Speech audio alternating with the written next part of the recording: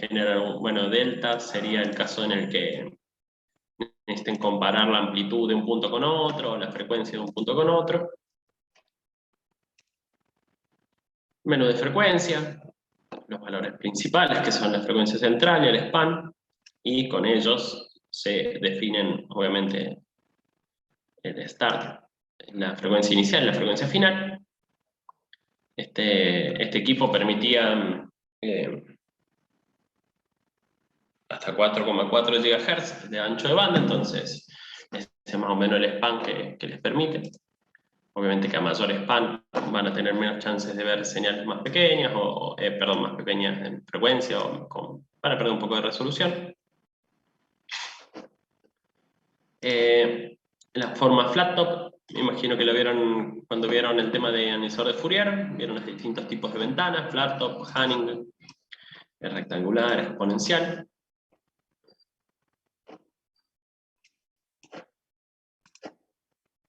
Yo hablo como si ustedes lo hubieran visto, pero si tienen dudas, obviamente me frenan, ¿no? Levantan la manito o alguna reacción.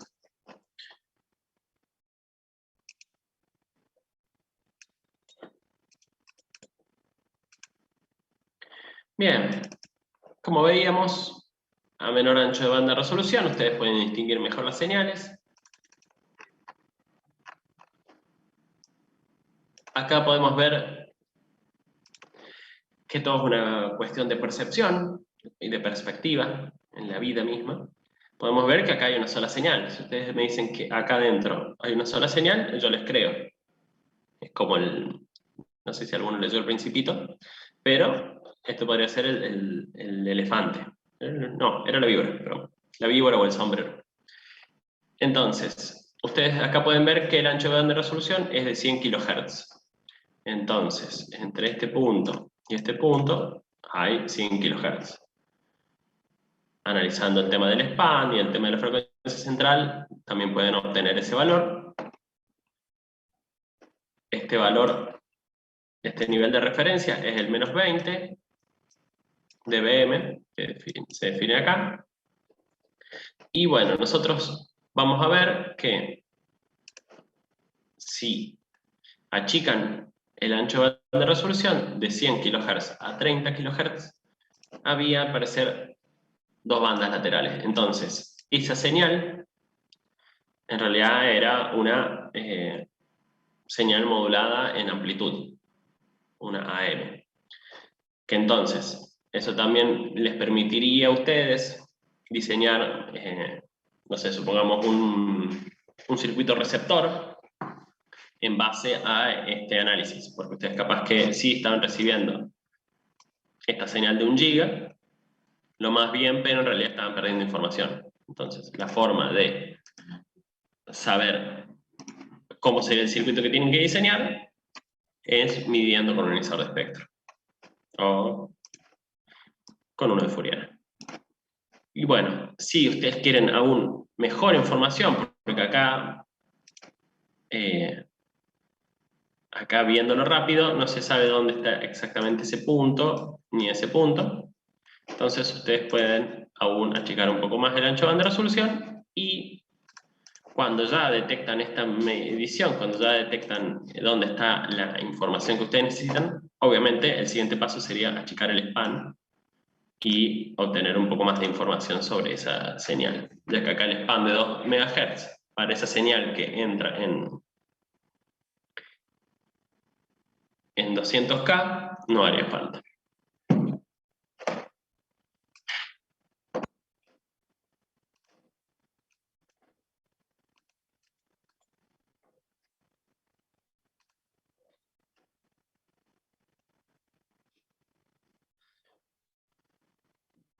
Bueno, a su vez habíamos visto también el ancho de banda de video, en el cual me suaviza un poco el ruido, y en estas variaciones se observa cómo, además de disminuir el ruido,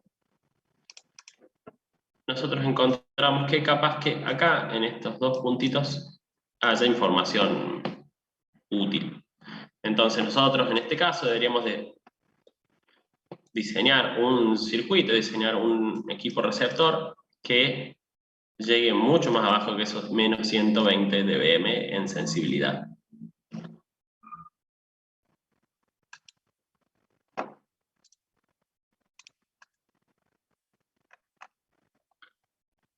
Bueno, hemos hablado de esta constante en su momento, que si en este equipo, les recuerdo que esa constante depende del hardware que utilicen, si viene por la hoja de datos, y lo que sí, el mismo equipo les da cuál es la fórmula y cuáles son las condiciones. Si es igual a 1 o mayor, o sea, si es igual a 1 produce un error del 10%, que sería la condición límite. Si ya es mayor, bueno, se complica la medición, o sea, van a tener errores de medición, entonces esa medición se tendría que descartar. Mientras que si K es 0,1, el error es despreciable, entonces la medición ustedes la pueden realizar tranquilamente. También hay que recordar que ustedes, antes de realizar cualquier medición a futuro, en el laburo o para la tesis, tienen que calibrar los equipos. Ustedes no pueden realizar mediciones sin saber si ese equipo está bien configurado, si está funcionando o no. Entonces, acá podemos ver qué sucede si ese valor de K, supongamos que el barrido correcto era 0,1, y cuando el barrido es demasiado rápido, o sea, nosotros le decimos que barra ese span a cierto ancho de banda de resolución en un menor tiempo, se puede observar que hay errores en la medición tanto en amplitud como en frecuencia.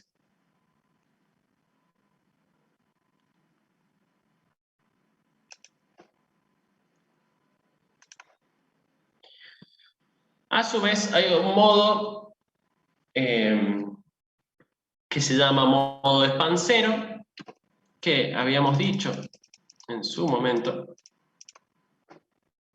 que el span lo definíamos con una rampa que barría este oscilador local.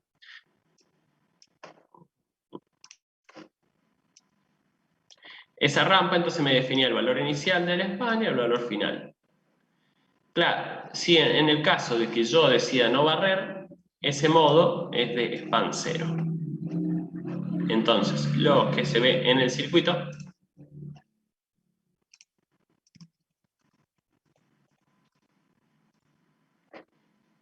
lo que se ve en el espectro sería como que yo me quede con la información de un solo bloque. O sea, que va a depender ese ancho del ancho de banda de resolución. Entonces, yo no estaría barriendo con el lector de espectro barrido, sino que estaría fijo esperando en un punto. En esa espera, yo puedo encontrar un valor de potencia o distintos valores. Al observar este diagrama, el resultado de esta medición en span cero, lo que se hace es como una especie de medición en el tiempo.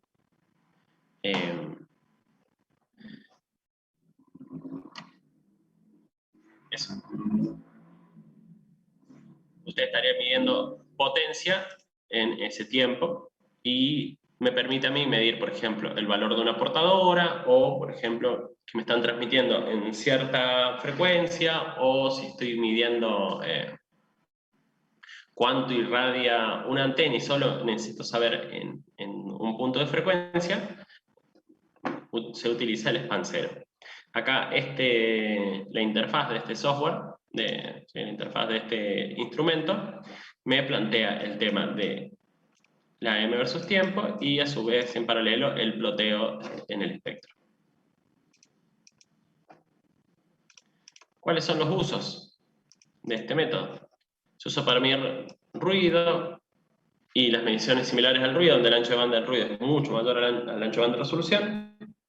Recordemos que dependiendo del valor de ancho de banda de resolución, es el valor que van a poder integrar ustedes, se puede usar para determinar los niveles de activación apropiados en una medición de espectro controlado. La potencia portadora de un transmisor se mide con el emisor de espectro en un intervalo cero. Muchas veces ustedes necesitan, o hay muchos equipos que esperan que la portadora llegue a cierto nivel de potencia para generar el handshake y generar la comunicación. Entonces, en esos casos, este método de span cero es muy útil. Para realizar un análisis de activación y de compuertas, si la potencia de la portadora se va a medir en una parte específica de una señal de ráfaga de RF. Ustedes a veces mandan ráfagas de RF y necesitan un valor que les permita activar el circuito. Mediciones de ruido. Esta es la fórmula de ruido promedio. Estos son valores dados por el equipo. Este tema creo que se ve en el teórico, así que no lo vamos a prestar mucha atención. Pero lo que sí, el instrumento nos permite, con este noise marker, dar el valor ese del ruido promedio. Entonces, me lo define en dBm por Hertz. Mientras que nosotros, el nivel del piso de ruido está en otro valor. Se puede ver ahí la diferencia entre 1 y 2.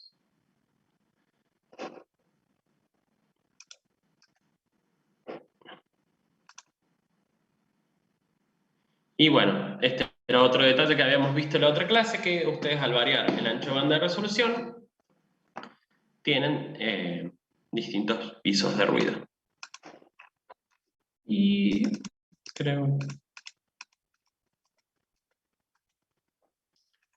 Otra cosa que se veía interesante con esta configuración de equipos, con el generador y el analizador de espectro, es el tema, bueno, ustedes ya en comunicaciones 1 ven un poco de modulaciones, tanto AM, FM y modulación de pulsos, pero hoy en día, para aquellos que les interese las telecomunicaciones o que les interese empezar a meterse en transmisión de datos, de información, etc., ya quedan muy cortas las modulaciones de estas tres principales. Están muy buenas para entender los conceptos, pero hoy en día medio que ya no se están utilizando tanto. Entonces aparece el mundillo de las modulaciones digitales, que es un poco de la mezcla de estas tres, sí, pero con aplicaciones. Esa era la descripción de línea espectral y pulso espectral, los distintos ejemplos. Y las modulaciones digitales arrancan con el tema de ASK, FSK y PSK, que es Shift Keying, que es como... ¿cuál es la traducción exacta?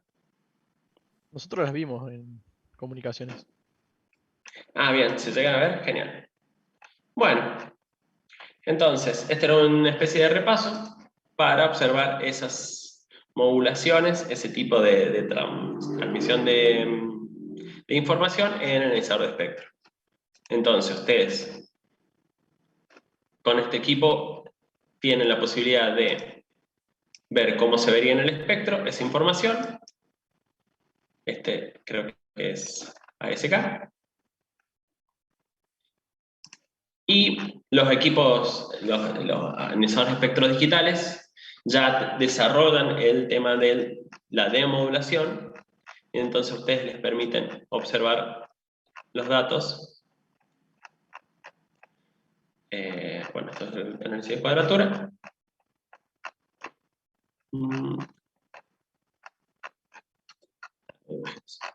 Y a ustedes les permiten demodular la información. Ustedes, por ejemplo, esta es una imagen del generador. Ustedes pueden enviar ese nivel de datos y con el analizador de espectro ustedes pueden ya demodularlo si configuran correctamente el tema de qué modulación es y el tipo de filtros y demás.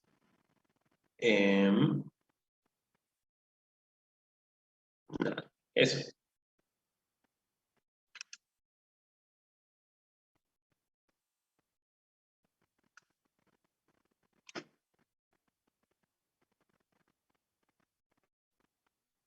¿Dudas? ¿Consultas? ¿Comentarios?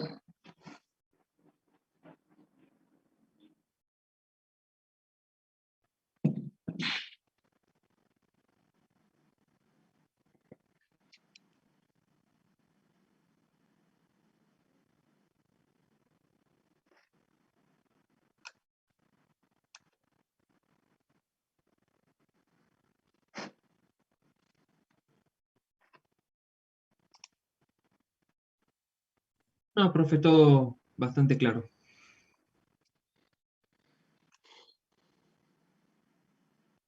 Bueno. Para los que llegaron un poquito más tarde, ¿tienen alguna duda sobre el trabajo práctico integrador? Ahí hoy ya abrí, pensé que lo había abierto antes al tema del lugar para cargar en el aula virtual, pero ya está abierto. La fecha posible de fecha de entrega sería el 1 de octubre, así no los agarra con todos los exámenes, pero me pueden ir mandando mails o me pueden ir consultando. No se olviden de completar los ítems que mandé en el Word, no me acuerdo si mandé en Word o un PDF, y no se olviden de unir el PDF. Los dos que ya me mandaron lo que hicieron fueron agarrar el escrito de la etapa 1 y copiarle y pasar, no sé, por ejemplo, a LaTeX. Traten de unir los PDFs, preferiría yo, que se note la diferencia de formatos y eso.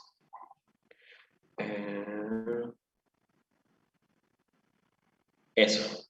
Me imagino que teniendo la fecha en el 1 de octubre, nada, priorizarán otras cosas, pero cualquier cosa que pueda ir ayudando, no lo duden.